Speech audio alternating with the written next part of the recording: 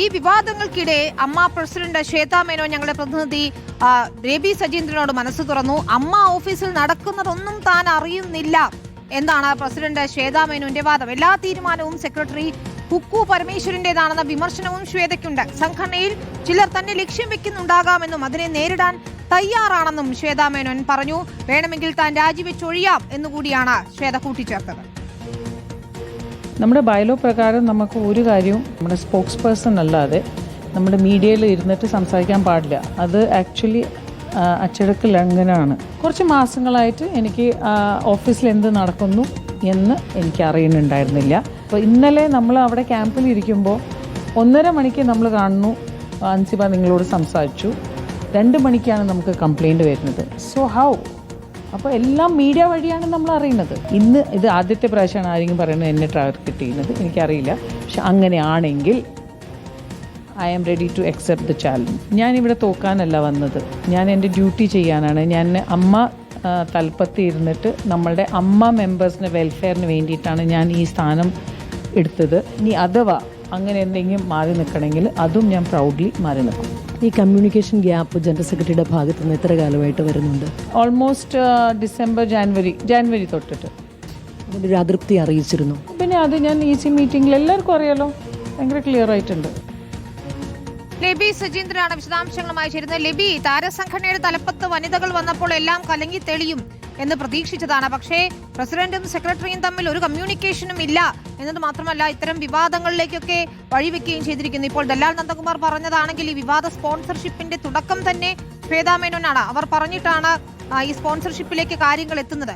വേണമെങ്കിൽ രാജിവെച്ചൊഴിയാം എന്നൊക്കെ ശ്വേത പറയുന്നുണ്ടെങ്കിൽ പോലും ഈ നേതൃമാറ്റം വേണമെന്ന ആവശ്യം ഒരു ഭാഗത്തുണ്ടെങ്കിൽ പോലും എന്താണ് ശ്വേതയുടെ ഒരു നിലപാട്?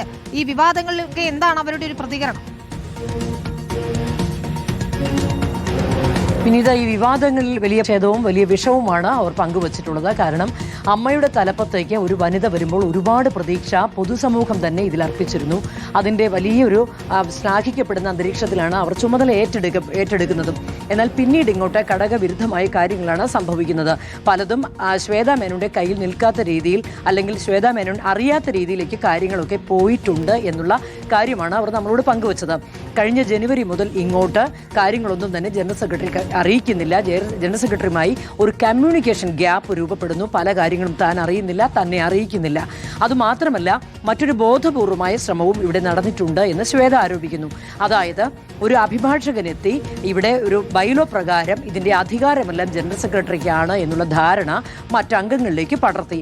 ഇത് ഇത്തരത്തിൽ ഒരു ചിന്ത രൂപപ്പെടാനുള്ള കാരണവുമായി തന്നെ കാര്യങ്ങൾ അറിയിക്കേണ്ട എന്നുള്ള ഒരു ചിന്ത അംഗങ്ങൾക്കിടയിലേക്ക് രൂപപ്പെടുത്താനും ഇത് കാരണമാക്കിയിട്ടുണ്ട് എന്ന് പറയുന്നു. ഈ അഭിഭാഷകനെ വച്ചത് ജനറൽ സെക്രട്ടറി കുക്കു പരമേശ്വരനാണ് എന്നുള്ള ആരോപണവും ശ്വേതാ മേനോൻ ഇവിടെ മുന്നോട്ട് വയ്ക്കുന്നുണ്ട്.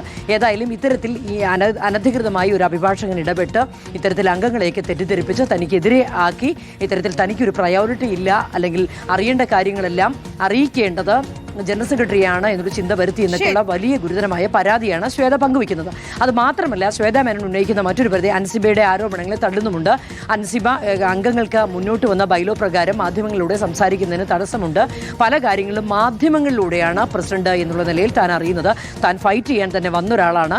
എന്നാൽ കാര്യങ്ങൾ ഏതെങ്കിലും ഒരു സാഹചര്യത്തിന് നിർബന്ധിതാവസ്ഥയിൽ മാറി നിൽക്കണമെങ്കിലും അഭിമാനത്തോടു കൂടി തന്നെ മാറി നിൽക്കും എന്നുള്ള പ്രസ്താവനയാണ് അവർ നടത്തിയിട്ടുള്ളത്. വിനിത, ശരി, അതാണ് അമ്മ പ്രസിഡന്റ് ശ്വേതാ മേനോന്റെ പ്രതികരണം. ഏതായാലും സ്പോൺസർഷിപ്പ് വിവാദം കത്തുകയാണോ? ദല്ലാൽ നന്ദകുമാറിന്റെ വെളിപ്പെടുത്തലിന് ശേഷം ശ്വേതാ മേനോൻ പ്രതികരിച്ചിട്ടുണ്ട്. നമുക്ക് അതുകൂടി തേടാമെന്ന് തോന്നുന്നു. രബി സജീന്ദ്രൻ, ഏതായാലും 75 ലക്ഷം രൂപയുടെ സ്പോൺസർഷിപ്പാണ് അമ്മയ്ക്ക് നൽകിയിരിക്കുന്നത്. ഇത് വിവാദ ദല്ലാൽ നന്ദകുമാർ ചെയർമാനായ അല്ലെങ്കിൽ അധ്യക്ഷനായ ക്ഷേത്രം എന്നതാണ് ഇതിൽ ഏറ്റവും പ്രധാനപ്പെട്ട കാര്യം.